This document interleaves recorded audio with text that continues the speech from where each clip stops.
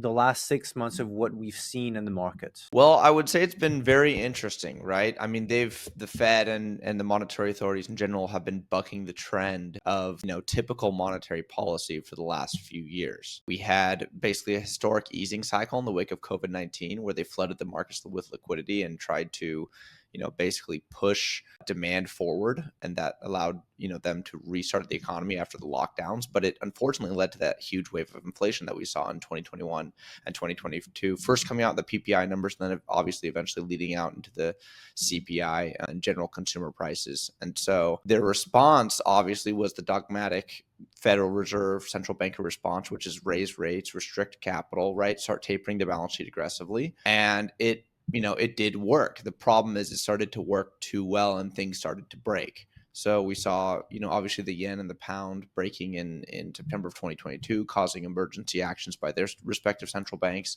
And then in 2023, we had the SVB banking crisis.